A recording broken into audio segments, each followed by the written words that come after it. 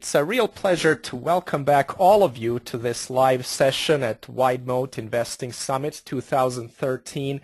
We have a very special instructor with us for this session. I'll let Oliver introduce Dave Sather properly. We're big fans. And the session will have our standard format, so Dave will go through his remarks. We'll have a Q&A session at the end, and you're welcome to type your questions into the interface at any time. The session is being recorded and will be available in our online conference area within 24 hours. And with that, Oliver, please go ahead. Well, thank you, John, and it's such a pleasure to introduce Dave Sather, president of Sather Financial Group based in Texas. Dave is one of the smartest and most passionate value investors you will find. He built his firm over the years through an unrelenting focus on performance and dedication to client service, and now manages about $300 million, mostly for high net worth individuals, many of whom are successful businessmen and investors in their own right. In addition to his work at the firm, Dave is a director of Business Bank of Texas and an adjunct professor in the business program at Texas Lutheran University, where he's also a member of the school's advisory council.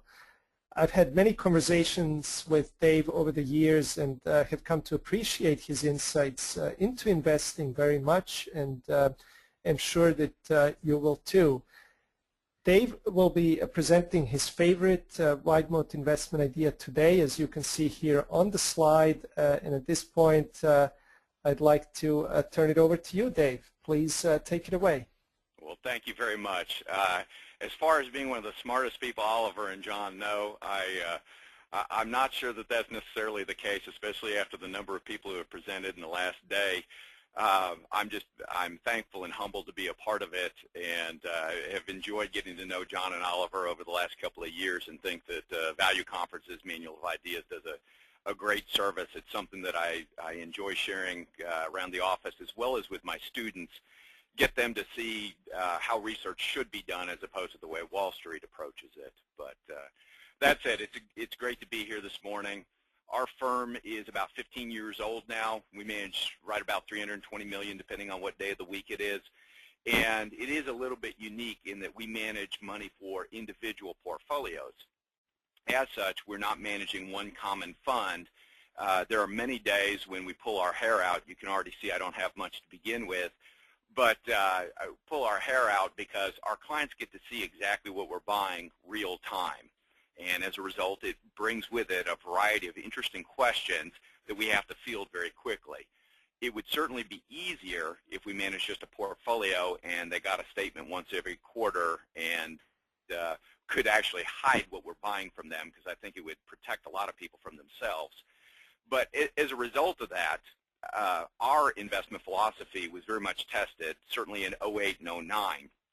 We already were the type of investors that had a large preponderance of wide moat ideas in there. And that just comes from figuring out who Buffett was about 20 years ago when I first got into the business. And so our clients typically owned Colgate-Palmolive, Clorox, Pepsi, Walmart, Johnson & Johnson, names like that. And what we find with the wide moat ideas, two things. Number one, they are easier for us to understand. You know, if the moat is so obvious that, you know, it's readily apparent day in and day out, then, you know, there's probably some substance and consistency to the depth of that moat. The other thing we find is it's easy to explain it to our clients. And possibly out of all the things that we did right or wrong in the downturn, we were able to maintain our client base simply because we were able to explain to them that Walmart wasn't going to go out of business, Budweiser wasn't going to stop selling beer, Philip Morris wasn't going to stop selling smokes. And that ability to be able to discuss wide moat, we have found has been an incredible resource in terms of our business, as well as the program that we teach at Texas Lutheran University. For those of you who are familiar with Texas, the university is right outside of San Antonio, and it's a very specialized program in which kids actually manage, according to Buffett-style criteria, a value investing portfolio. They're all undergraduates, And we start very much with just very simple fundamentals, and that is the business understandable? Is it consistent? Is it predictable? If it's not understandable, if it's not consistent, and it's not predictable, how can you possibly value it? And that to me is just such logic 101, but so often very smart people get involved in the investment arena and they end up overcomplicating things. We also then, as a method of trying to filter things down, we generally start with doing some sifting on return on capital and return on equity. That's probably what led us to C.H. Robinson in the first place. We followed the company for the better part of the last 10 years. It was just always something that got our attention. Its returns on equity have always been north of 20%, but it was always priced as if it was a big-time growth stock. The momentum of investors always loved it, and we just never felt that we could buy it at a level that gave us that comfort to be able to sleep at night. But in assessing it, some of the things that we found attractive about it, in addition to just the high return on equity and capital, some of the other companies we admire, they shared common qualities and traits. Accenture, we've always liked them, very high return numbers, but they've got such access to people that really want to maximize efficiency in their operations. And that really is at the core of what C.H. Robinson does. Maybe on much more of a blue-collar type level, being as we're dealing with truckers and truck driving and shipping goods and services, Accenture might be able to do it on a little bit more of a white-collar level, but the concept is still the same. You've also got Walmart, which, call Walmart whatever you will, it's really just a glorified logistics company, trying to get low-priced goods and services from the manufacturer to the distribution center to the store, and then get it out to the public in the most efficient manner possible. And probably the third comparison we see is a Visa or MasterCard, possibly an American Express, in terms of for truckers that already are having very, very thin profit margins. We like the fact that the Visa-type mentality of guaranteeing payment reduces a lot of the credit exposure that truckers might experience if it weren't for somebody like a C.H. Robinson. So the other thing that is a bit unique about Robinson today is we actually think that they're reasonably priced. We like Colgate-Palmolive, we like Clorox, but I can tell you we have a lot more gnashing of teeth over how much soap and toothpaste is there to be consumed in the world, and how high of a price is too high to pay for those. Again, the moat and the stability, the consistency of those kinds of companies is fantastic. But Robinson actually trades for a level today that we feel pretty comfortable buying it. And so that was an easy reason for us to be able to consider it. So those comments said, why don't we go ahead and delve into the presentation itself. So Robinson is U.S.-based, based out of Minneapolis, or Minnesota rather, and a lot of people really miscategorize them. They think of the company as a transportation company. If you go hit Google Finance, they will always miscategorize the company, and they lump it in with a bunch of truck drivers. They're not. They're a logistics provider, and that makes them very, very different for some reasons we'll get into later. Buffett has always said, don't just look at 10 years. Find a company that's been around for 100 years. If you look at some of Buffett's strongest and best companies, they have that kind of a track record. Robinson was founded in 1905, so they've certainly got that foundation underneath them. They operate in 276 branches. 189 of those are in North America. The rest are outside the U.S., but they're growing rapidly. You've also got employees, which for them are going to be the largest expense, but they're union-free. So UPS, FedEx, those guys are always going to be mired with dealing with the unions. If they have a work outage or go on strike, it's greatly going to hinder them. C.H. Robinson doesn't have any of that. You've also got huge network of suppliers, shippers, and carriers. So 56,000 plus carriers, and access to people who need goods and services moved all around the world. More than 42,000 of them all come to C.H. Robinson saying, please help us to be more efficient. And I guess one of the things that also surprises me, given how good they are, the market cap's only, it's under $10 billion, 9.37, 9.4 billion. I'm kind of surprised somebody hasn't made a run at them and tried to acquire them, especially since they don't run it with any debt or anything like that. I mean, there's a lot of things to like about Robinson. So I think that there's a lot of history, but also a good trajectory, a lot of room to grow going forward. So what does the industry say about them? What do their customers say about them? All you got to do is type in third-party logistics awards, and C.H. Robinson's all over the place, whether it be their customers, the truckers, or just industry analysts. They all have very nice things to say about them. So again, we can all argue as to the merits of whether or not Philip Morris is a good cigarette company. There's always a bit of that taint as to, do you want to be in the cigarette business? Now, it's a dirty business, it's a nasty business. Are you sure that this is really where you want to be? You really don't have that with C.H. Robinson. It's a green company. People like them. Everybody that works with them seems to respect them. So some of the key metrics as to why everybody's always, been in love with the company. You can see whether it be total revenues, net revenues, earnings per share, growth in net income.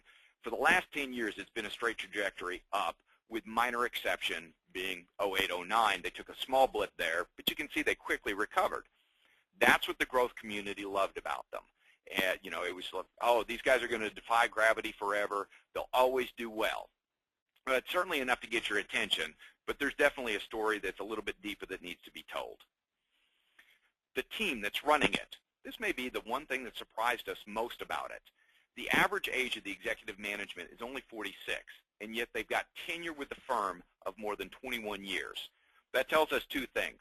Number one, the people running it, they're good to work for. People don't stay at a company for 21 years if they're working for jerks. So it tells me that there's a good culture within the organization. Number two, in terms of having that long trajectory going forward, these guys, this senior team could conceivably stay together for another 15 or 20 years, which tells me we're not going to be reliant on some key CEO who's the godfather and everything, the sun rises and sets based on the involvement of this one person. There's a good core team, all of which seem young, motivated, and very happy to be there. So again, a long runway in front of them. The business model. So you've got shippers and you've got carriers. Independently, they're very, very inefficient. That's really the beauty of C.H. Robinson. They step in and they optimize everything about marrying up shippers and carriers and help them both to squeeze cost out of the system, help them to find value added analysis, dig down into the data, figure out how do they function more efficiently, how many people do they need, what does the data say, not only in addition to just having the data. And of course, there's C.H. Robinson's original product line, which was produce sourcing. To this day, C.H. Robinson still has its own produce line that they privately label. And by having that, they can deliver fresh fruits and vegetables in a consistent basis all throughout the country. That is something that has to be done in a timely and a climate-controlled manner. You can't have fruits and vegetables just sitting on the dock for 3 weeks waiting for the trucker of the day to come and pick it up. They're also non-asset based, and that is a key to C.H. Robinson's flexibility. We'll talk a little bit more about that later, but it really differentiates them from everybody else in the transportation business, certainly DHL, J.B. Hunt, UPS, FedEx, folks like that. And of course, the book, The Outsiders, has been referenced already in this conference. I've read it. I really enjoyed it. The decentralized management in local profit centers really helps to identify who they are and why they succeed, hiring good people and then holding them accountable and letting them go be successful. So the trucking business as a whole, very fragmented. And as Pat Dorsey referenced yesterday, anytime you can bring consolidation to a fragmented industry, you start to build something that has a solid foundation. The top 15 trucking companies by revenue have less than 6% of the total market share. Very fragmented. Furthermore, most operations are family-owned with less than 50 employees. I don't know how many of y'all have ever worked with a trucking company, but I can tell you that on a day-to-day basis, their biggest concerns are, how are we going to pay for diesel fuel? Is the truck going to start and run today? Do we have to bail our driver out of jail because he had too much to drink last night? Oh, and then we've got to make payroll, and then we've got to meet all the local regulations. That is what they struggle with each and every day. If they survive that, they show up another day. But most of them don't ever make it through anything more than that. They don't have the access to the data to be able to even analyze, how do we do this more efficiently? So it's a very frustrating business to be in without somebody like C.H. Robinson helping them. Many of them just would not even survive. So on the demand side, you're connecting small and medium shippers with a huge network of transportation firms. On the supply side, you're getting consistent freight to carriers who otherwise are scrambling, going, well, how do I get my stuff to market? How do I get it to the end user? The other thing, too, is we all know that Buffett took his position in Burlington Northern Railroad. He did so because of the changing dynamics of the rail industry. Rail is far more efficient in transporting goods and services over very long distances. That's fantastic. We will acknowledge that they have got the lock on that, or at least it appears the efficiency there. What they cannot do, though, is serve the local market. A train comes into Houston, Texas. At some point, it's stopping, and the freight has to be picked up by a truck and then distributed around town. Trucking continues to remain a local monopoly in terms of how we distribute things. Airplanes are not going to distribute things locally. Ships are not going to distribute things locally. So where people live, that is where trucking and the consolidation of bringing all the truck transport together really benefits everybody in the industry. So how does the revenue break down for Robinson? You can see 75% of it revenues are truck and less than truckload, by far the largest preponderance. However, the next three down, the intermodal, the ocean, and the air, those are small portions, but because of a key acquisition made in the fourth quarter of last year, those are expected to grow nicely. Just in the first quarter of 2013, we've already seen some really phenomenal growth out of those segments. So hopefully there will be some great things to come out of them going forward. The relationships. Okay, so we already talked about food and beverage.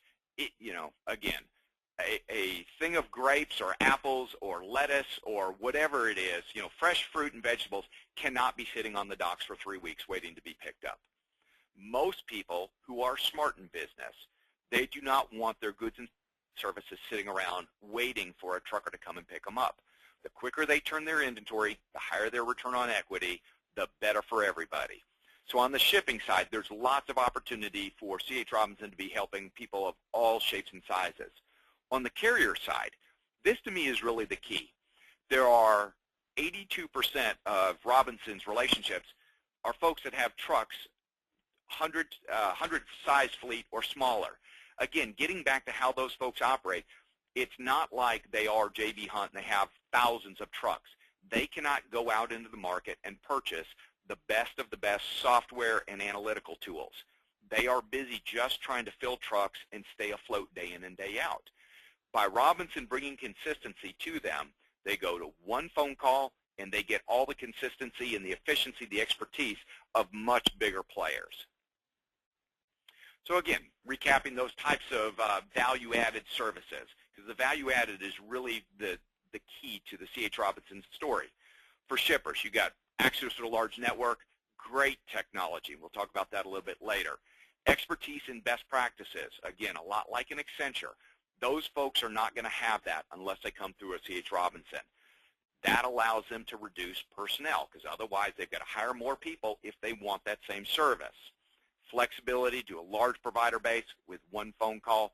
That, to me, if I'm trying to ship goods and services anywhere in the world, that's going to be extremely important. On the carrier side, that large network, they need to make sure that freight is available to them wherever they are. Empty miles are killers. If they can consolidate freight and make sure that whatever city they're in, no matter how much they're offloading, they are bringing a similar amount back on, and then that they are routed in the most efficient manner possible, that allows those carriers to maximize their efficiency. Without that, they're in big trouble. And of course, then they're not having to put out the money for the technology. There's also an elimination of credit risk. This is kind of somewhat like a Visa or a MasterCard. If I am a small truck company, I've probably borrowed a lot of money in order to be able to afford my fleet.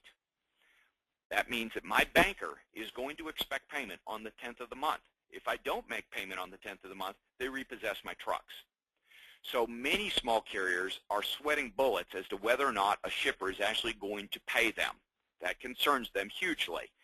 C.H. Robinson steps in and for a fee will guarantee payment on the 9th of the month so that when they have to pay their banker, the money's already in the bank. To me, that's a huge benefit that really helps the trucking industry. So you all should start to be seeing the competitive advantages as we move forward. There is a very boring moat that surrounds C.H. Robinson, but boring is beautiful. Green dollar bills spend no matter where they are and no matter how sexy or boring that they're created. C.H. Robinson has identified a need, and they've exploited it and do a good job in providing great service to both sides of the equation. In delving a little bit deeper into that, the network effect. I think eBay probably gets credited with the network effect, so to speak, first. But when you've got 56,000 carriers and 42,000 companies trying to ship goods and services, the mere fact that you've built up that kind of a network, whenever anybody else is looking for either goods and services or transportation, C.H. Robinson is probably the first number on their speed dial. The fact they've got 276 offices, they're in every state in the United States and rapidly expanding outside the U.S. That means that no matter where you are, they are going to be there to help you meet up goods and services with transportation needs.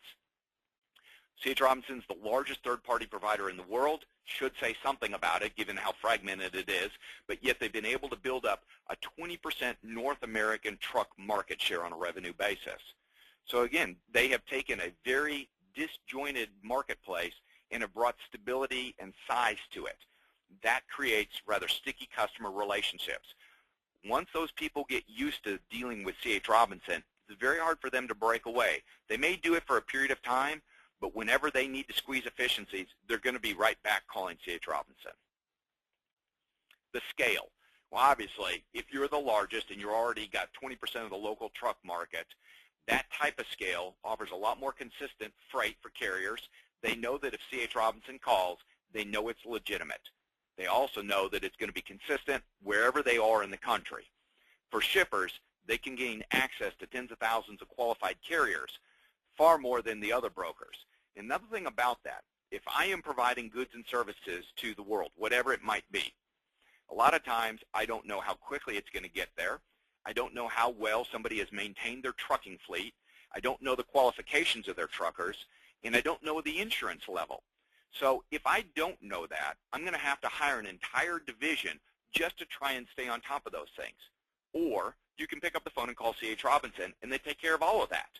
So that kind of leverage gives them huge volumes, better efficiency, great service. That allows them to take competition not only from smaller players, but just because you're large doesn't mean you're inefficient. There are other large players that they're able to take market share away from just because they don't have the same efficiencies at the same scale. The decentralized management. Again, in going back to the book, The Outsiders, hire the right people, hold them accountable, but then give them direct incentives for making smart, logical decisions. These branch offices all operate independently. Therefore, they're all individual profit centers. That gives each of them the ability to react quickly to whatever's going on in the market. My guess is that the markets in Seattle are going to demand different types of things than the market maybe down in Miami. Sometimes weather's going to affect it. Sometimes cultural differences in terms of food or things of that nature are going to demand that certain things be transported or operated differently in different parts of the world. So again, management's got the ability to be on the ground, real time, making changes. There's not 6 months worth of bureaucratic committees that have to evaluate another committee so that 4 years from now we can actually make a change. Finally, employee compensation, the biggest expense of C.H. Robinson, it is performance-based. Management knows it's performance-based. The employees know it's performance-based. If they execute, they make more money. In the process, they also maximize shareholder wealth. It's a fantastic system. I don't know why more people don't do that.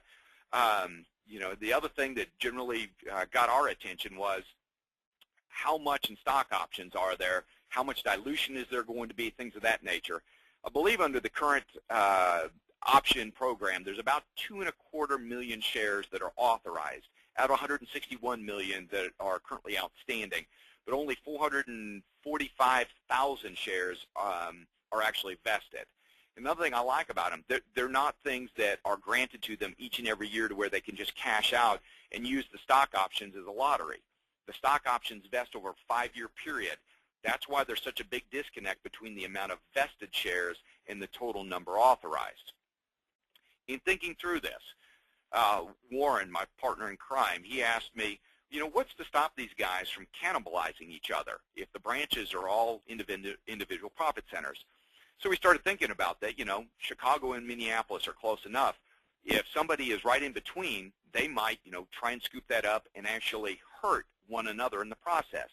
What we found was 43% of the total revenues that are sourced through C.H. Robinson actually has different branches collaborating, such that if freight originates in Minneapolis, it may go down to Chicago, they may offload some stuff and load up some other stuff, come on down to Kansas City, make some stops, come down to Dallas, Houston, San Antonio, and Austin. Every one of those branches involved in that pitches in to make sure that that truck is run as efficiently as possible and to make sure that goods and services are delivered as quickly as possible too.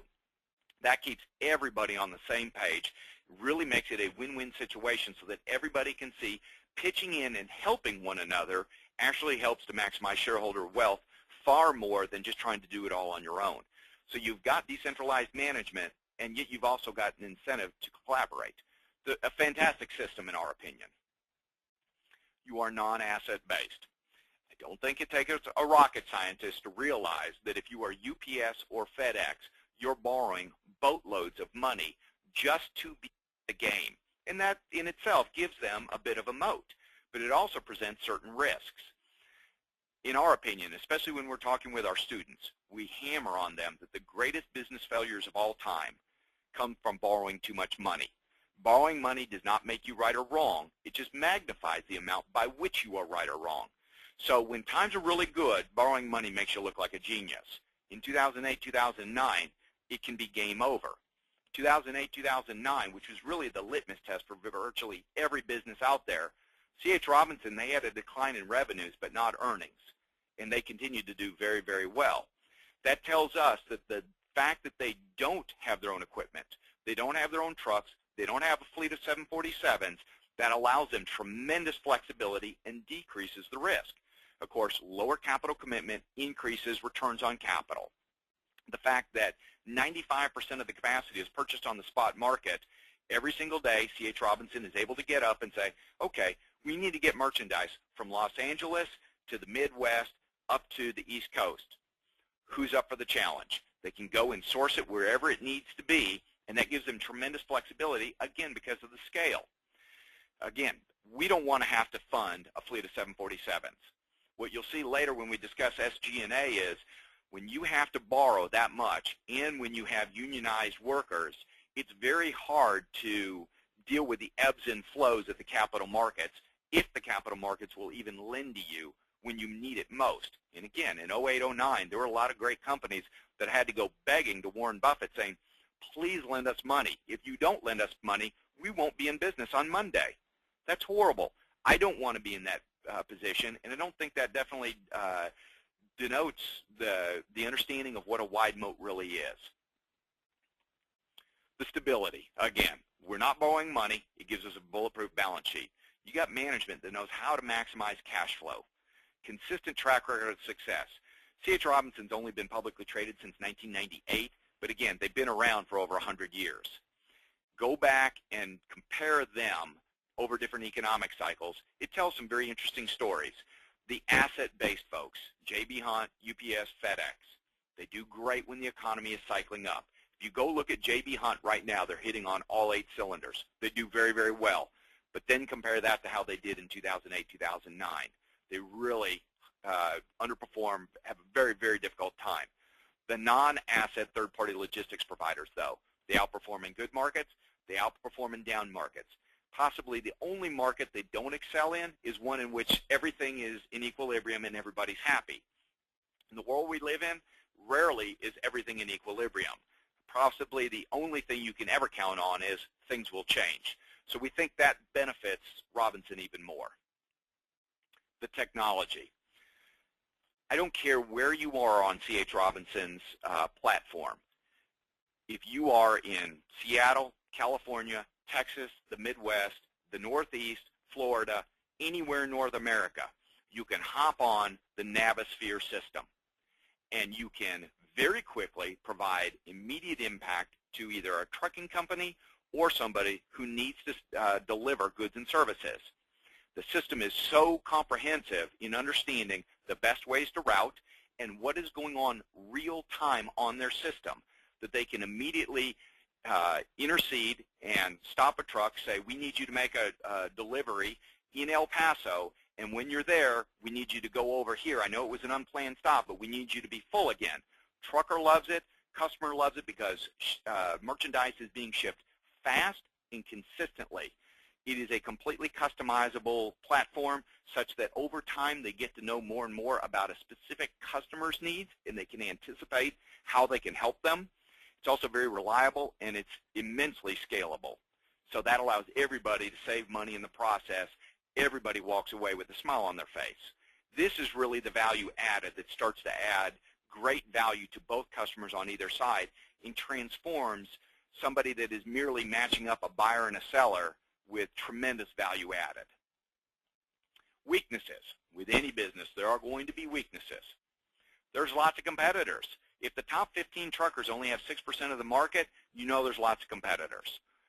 So there's lots of people on the trucking side. There's lots of people that need to be served on the delivery of goods side.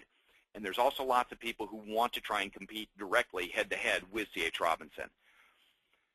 That said, there are low barriers to the entry. In the world we live in today, if you have a cell phone and a computer, you can pretty much try and match up trucking companies with people needing to deliver goods and services. But that's also the key point. The core service is not necessarily just providing logistics. It's the value added that comes along with it.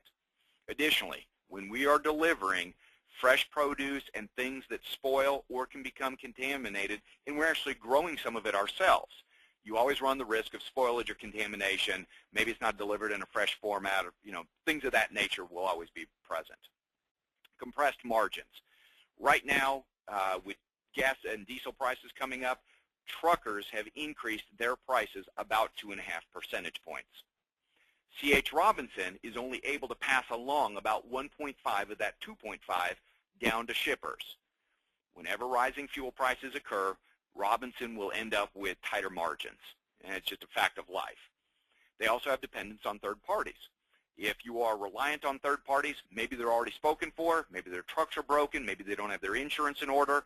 Whatever it is, there are always going to be a host of issues associated with depending on third parties. But that's also why scale is so incredibly important. If one can't do the job, you've got to have others. Intermodal rail.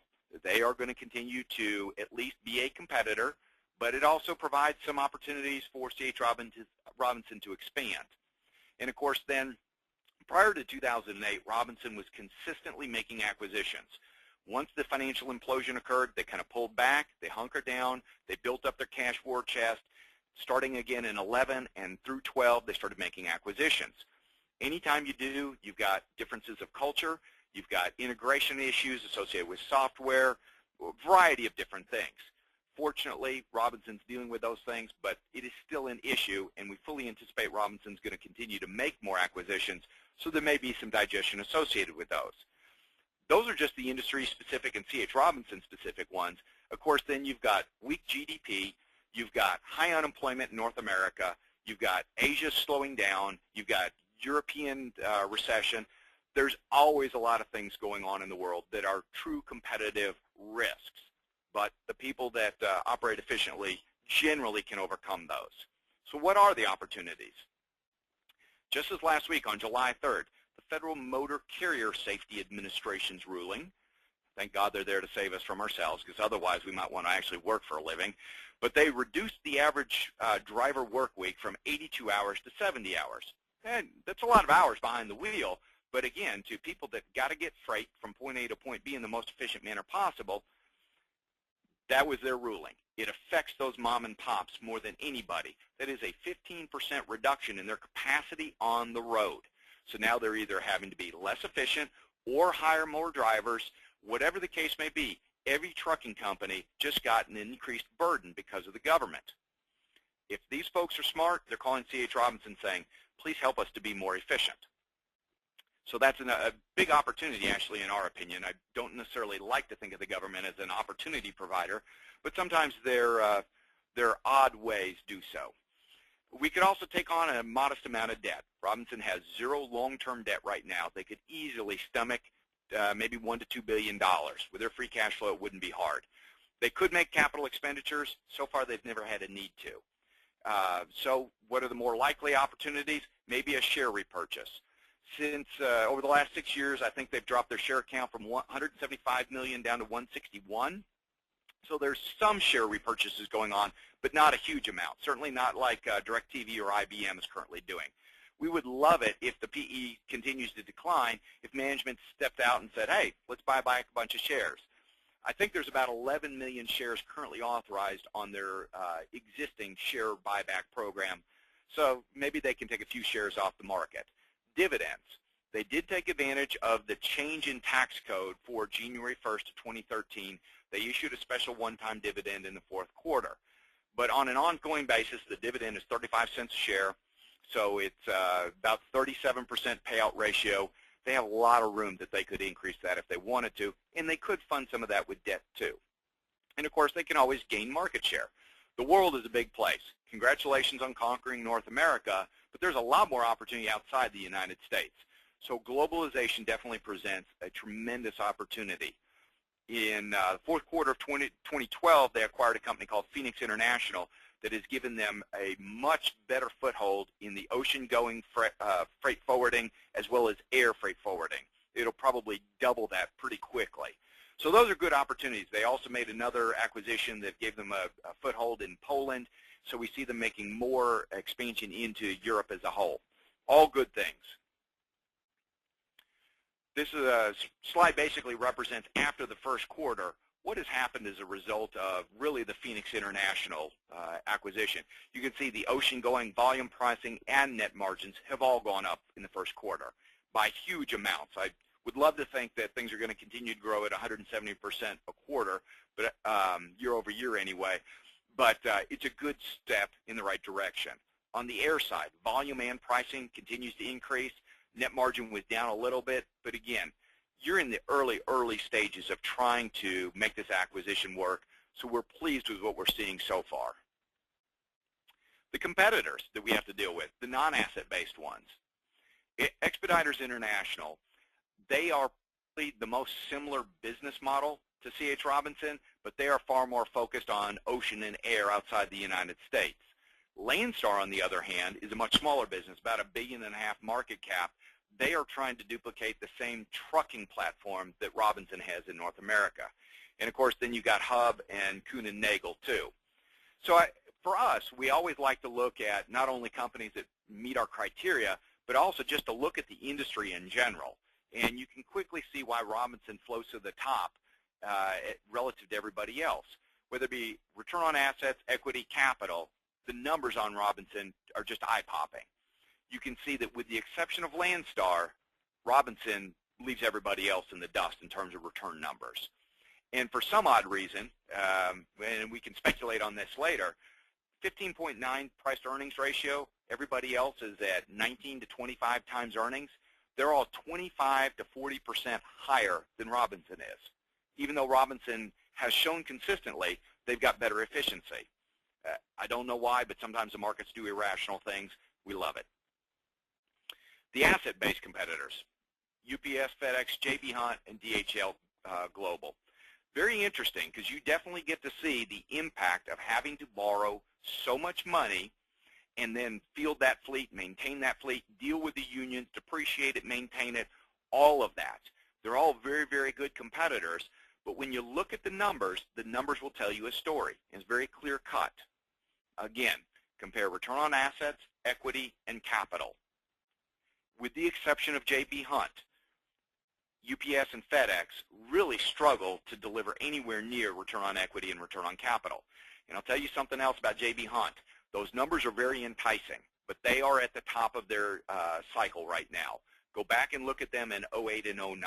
You'll figure out exactly how much stress can be put on a trucking company such as J.B. Hunt. It definitely will open your eyes as to how big their moat may or may not be and the types of issues that a company like that would have. I always take the step back saying, why make it any harder on ourselves? Robinson is clearly a better opportunity if we can buy it right. And again, from a price to earnings basis, 16 times earnings for Robinson, 20 and above for everybody else. It just makes me scratch my head. So delving a little bit deeper into our quantitative analysis, I sit there and I ponder that question.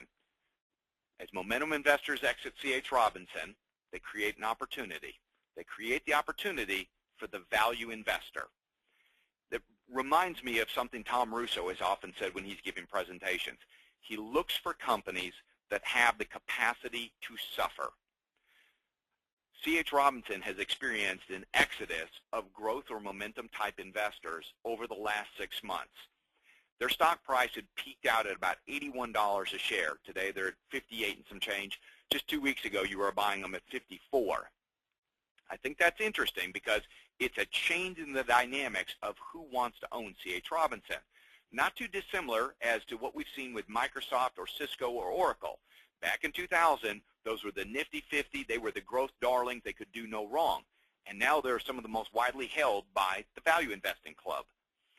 I think that's a very interesting opportunity for us with C.H. Robinson. The capacity to suffer a couple quarters of margin compression is the capacity to suffer. We can survive that if we are looking 5 and 10 years down the road. And that, again, is another important issue, too. What is your time frame? I'm under no illusions that C.H. Robinson is going to magically return to 30% growth rates next quarter. I just don't think it's going to happen. And if you do, you're lulling yourself into a false sense. If you're trying to figure out wide opportunities, in terms of all the parameters of what might happen, I think you can earn very good returns on Robinson over the next 5 and 10 years. So suffer a little bit of pain today. Value investors come in. We recognize the value for what it really is because we actually know how to read a financial statement, and we're all happier later on down the road. So in looking at that per share data, this is non-GAAP information, so we always like to go back in and add back all the one-time write-offs and gains so that we can see how good did management really do. GAAP stuff is fine for tax purposes, but we like to see what the reality of the numbers truly were. In 2009, you see a number that's underlined there for revenue per share. They experienced about a 10% decline in revenues per share. We always like to go in and see, okay, how consistent has this business been? Where was the opportunity? Is this a fundamental shift in their profitability, or is it just a one-time issue? For Robinson, revenue sold off a little bit, but yet profitability and earnings were still there. This gives us a lot of confidence that management's willing to step in, do the hard things when the business does cycle down to maintain profitability and keep the business growing forward. I also see a couple other things. See free cash flow decline trailing 12 months. That's because they paid for a majority of Phoenix International with cash. Dividends have continued to grow quite nicely. They've never cut their dividend. And again, shares outstanding have continued to decline, but slowly. Analyzing the income statement, some of the ratios that we'll look at, we always would love for gross profit margin to consistently be above 20%, but really the issue is consistency. Robinson is always above 15% gross profit margin. Even if those margins are being compressed a little bit, we're still satisfied with where they are. SG&A relative to gross profit, that's probably the one that out of all the companies we look at, this is the one that's most difficult for folks to overcome. We always want it to be under 80%, and certainly we want it to be consistent. You can clearly see that Robinson is always well below that. In comparison, if you take somebody like a UPS or a FedEx, they've got these large capital expenditures. They've got a unionized workforce. When the economy is cycling up, they're going to do fine. But then when it cycles down, they can't scale back their workforce. They can't sell off the assets quickly enough to bring that ratio back down. As a result, they ride that economic cycle up and they ride it back down. That's just not the kind of business that we think is a wide moat. Robinson presents a much better opportunity for providing that sense of ability to sleep well at night. Depreciation and interest expense are really non-factors because they don't borrow money. Net profit margin has continued to do very nicely, increasing from 3.2 to 5.2% over the last 10 years. Going forward, set aside in your mind that there will be some margin compression, probably down to about 4.2 or 4.3%.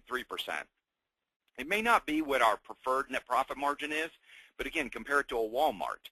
Walmart doesn't meet that ratio either, but it's very, very consistent in delivering very good net profit margins because of the efficiencies associated with their organization. The balance sheet, cash and equivalents, they've taken a bit of a dip because, again, they've taken money out of pocket and gone and made acquisitions when they felt that it strategically was advantageous.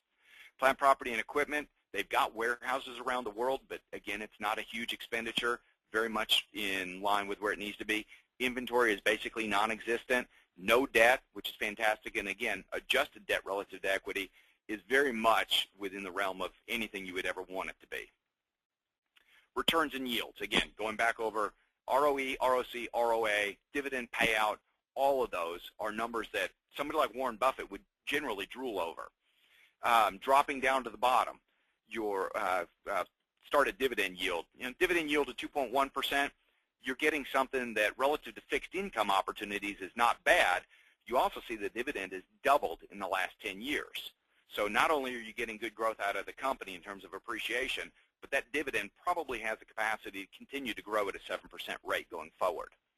The earnings yield, 5.8% as of the end of 12, but because of the decline in price, you're buying in at about a 6.25 or 6.3% earnings yield. So if you think about it in terms of Buffett's earnings yield, or equity bond rather, we're starting with a 6.3% bond, but that bond continues to grow. It pays us dividends every year, and it continues to expand its operation, making us more profits. So, go back to the book, The Warren Buffett Portfolio, and you'll see that the math on that, and especially as they buy back shares and things of that nature, you'll see what the total rate of return has been. Things that look very, very mundane actually end up being pretty good return. A couple other comments. Obviously, current ratio, very, very liquid. No preferred stock, treasury stock due to the stock they bought back. Goodwill and intangibles is rising because of acquisitions they've made. No defined benefit pension plan.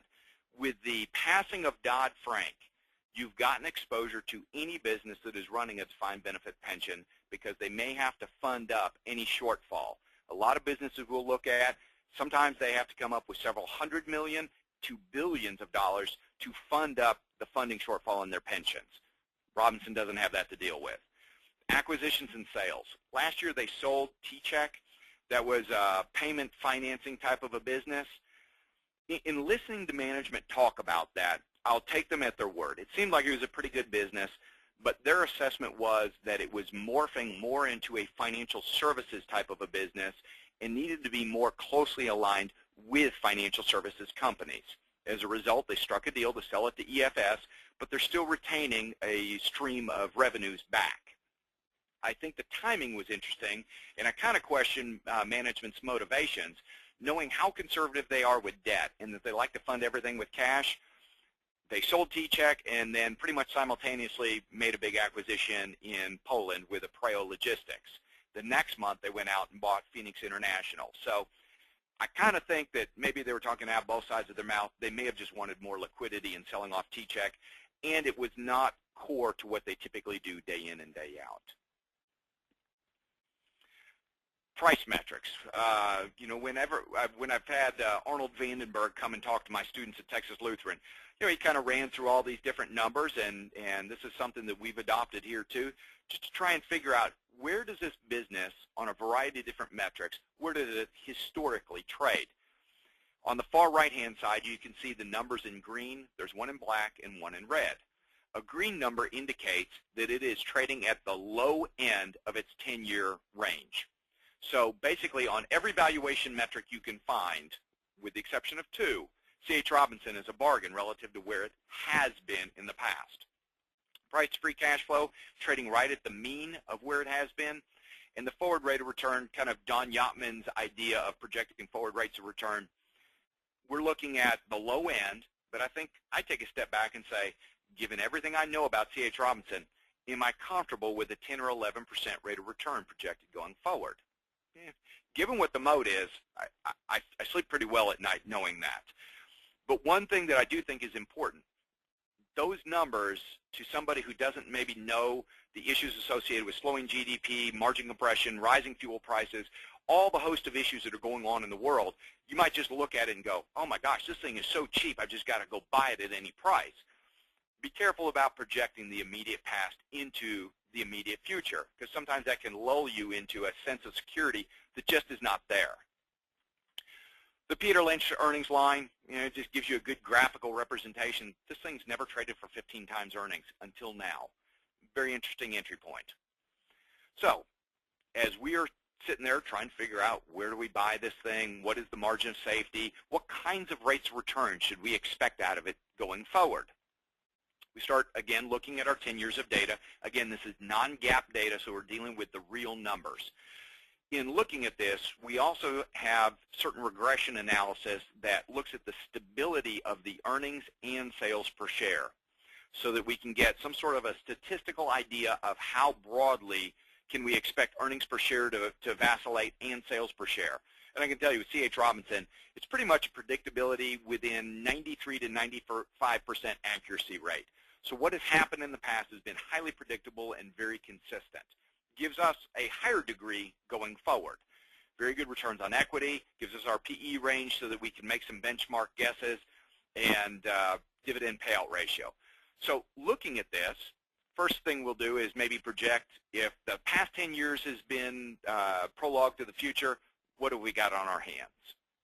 So the last 10 years would dictate that the next 10 years would trade at a PE average of 26. I think that's unlikely, but we'll take it if it happens.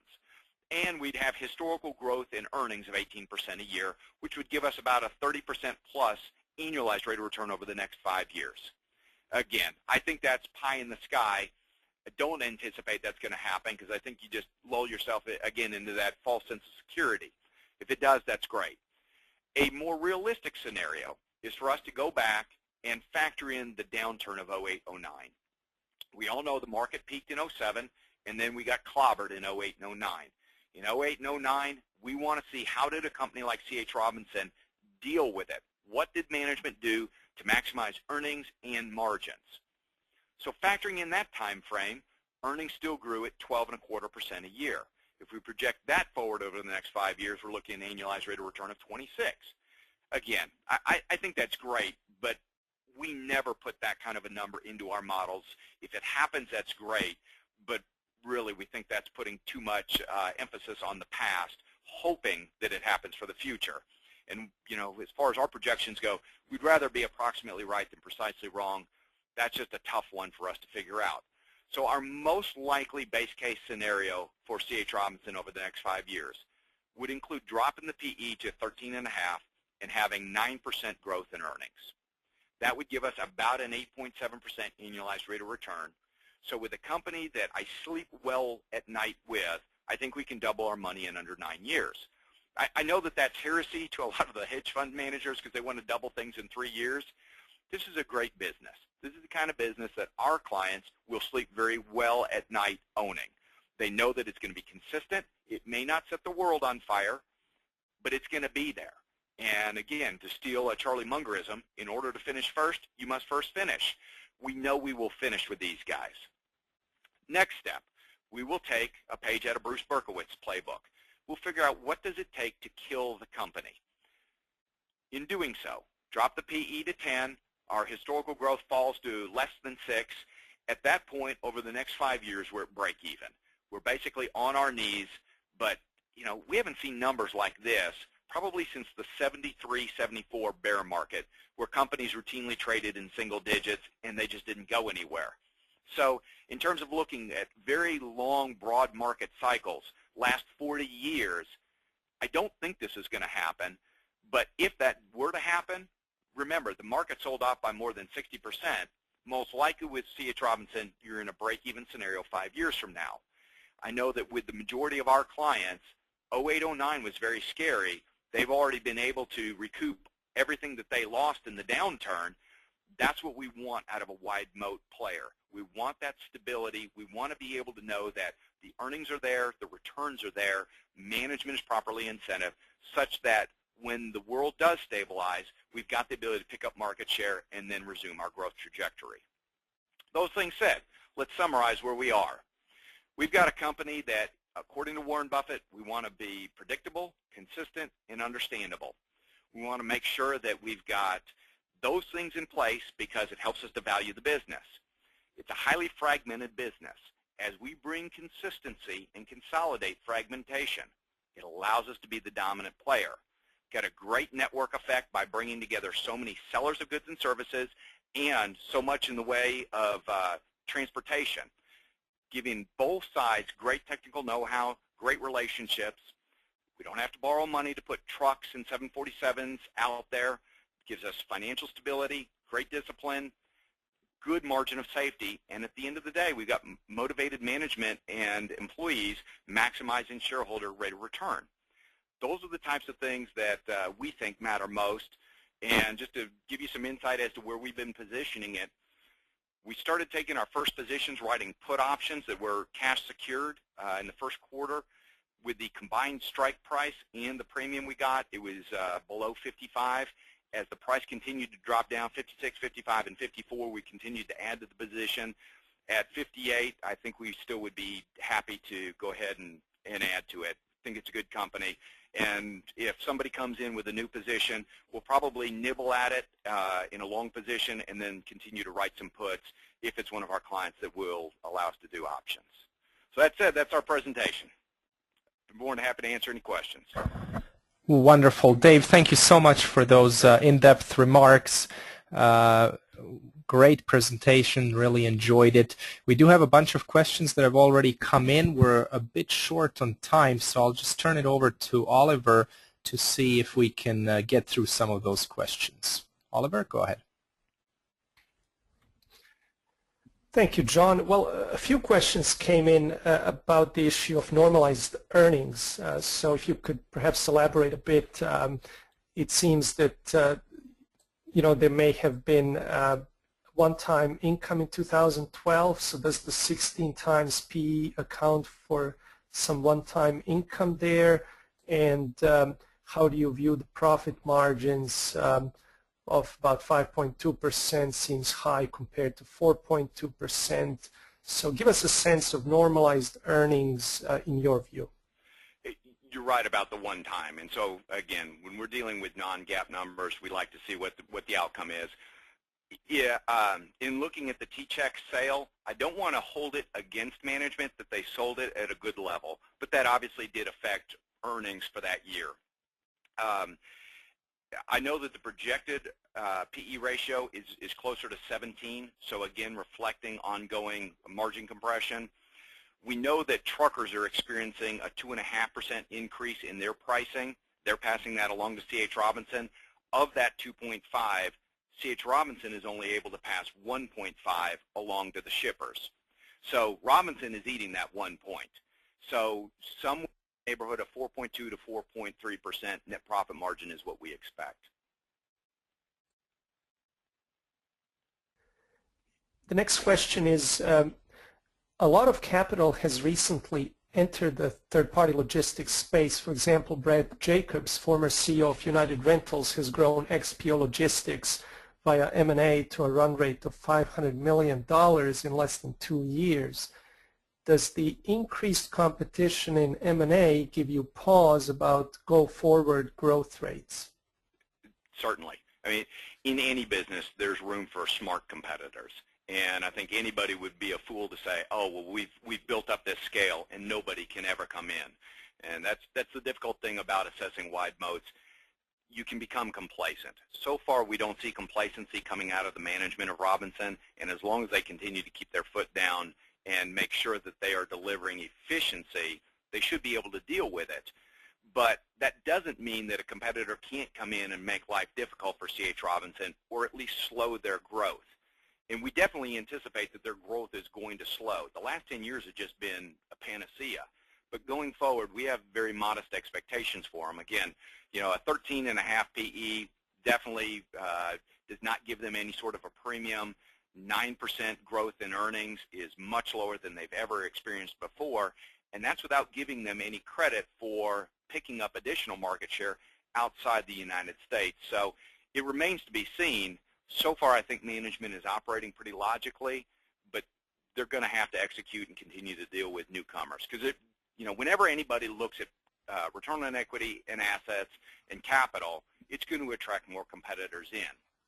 However, knowing what I know about United Rentals, usually there's a desire in that type of a format to lever up pretty good. I'm not saying that that's what they are doing or what they will do, but that definitely makes that business, number one, show much higher returns on equity, not necessarily return on capital, but it certainly makes them more susceptible to economic swings. There are a few questions that have come in on the issue of competition and the low barriers to entry, and I know you talked about that in your presentation, but perhaps you could elaborate a bit more on your thoughts on the barriers to entry and how that could affect perhaps growth expectations or margins. I think it depends on who the competition is coming from. Again, if Warren and I sit down today, with a cell phone and a computer and just start trying to match up buyers and sellers, there's really not much value added there. And so maybe they can help those two meet each other. It's the value added that really differentiates C.H. Robinson. I think it will take tremendous scale. Somebody's going to have some pretty good money behind them to be able to deal with the technology issues and the value added issues. So again, getting back to the guy that ran United Rentals, from a small level, he's going to experience some pretty good growth. That doesn't mean that he can't get some low-hanging fruit, and it definitely does have the ability to steal some market share away from Robinson. That's why we've taken the approach of hammering our forward rates of return at what we think is a pretty reasonable level. I think that factors in that margin compression as well as increased competition, and really doesn't give them any credit whatsoever for international expansion. If the international expansion works, which we obviously hope it does, it's going to be good for C.H. Robinson. If it doesn't happen, we know we've already got a very profitable business model. It's just one that's under attack. I just want to take one follow-up question here before I turn it back to John for any last-minute remarks. So the question is, are there any associations of truckers that have sprung up in the past that can go directly to the shippers? Is that a risk? I know of some. I can honestly say I don't have a great deal of knowledge there, but there are definitely websites that allow a trucker to go and look for capacity, where they can go. That's fine, but that is them doing that on their own, and I'm not sure that, again, it's offering the value added. To us, the model, the Moat, is not merely matching up buyers and sellers. It's the value added that comes along with it. Well, Dave, thank you so much. I want to turn it back to John for any last remarks. John? Thank you, Oliver, a lot. We are out of time, but I just want to squeeze in one last question that we got from our friend Mike Knipp in Chicago. Dave, does C.H. Robinson compete directly with Expeditors International? Could you just quickly compare the two? Yeah, Expeditors was in one of our slides. In our opinion, the business model is the most similar to C.H. Robinson, except that C.H. Robinson's focus of having the value-added format really applies mainly to trucking in North America. Expeditors, on the other hand, they are far more looking at freight and ocean going outside of the United States. So it's the same format, it's just looking at different markets. So the next logical question I would have is, if C.H. Robinson is then acquiring Phoenix International so that they can expand outside of the United States, how long until they start competing head-to-head? And I would say that's happening already. Wonderful. Well, I want to thank all of you for attending this session. If we didn't get to your question, feel free to email us. We're always happy to follow up with you. And Dave, a special thank you to you for taking the time to share your wisdom and really delve deep into this idea. I think this was very much reflective of your investment approach and also all the experience you've had as a real instructor, not just a value conferences instructor. So we appreciate your eloquence there. Well, Thank you very much for your kind words, and I welcome any questions, because I think, as we were discussing before, I learn from people who disagree with me. So if you have different perspectives or see things differently, please bring it on, because if we're going to hold this in our portfolios, we want to know what we're doing and want to be prepared for everything. Great. Well, with that, thanks, Dave, and we look forward to seeing all of you for our next live session in about 25 minutes. Goodbye. Great. Thanks.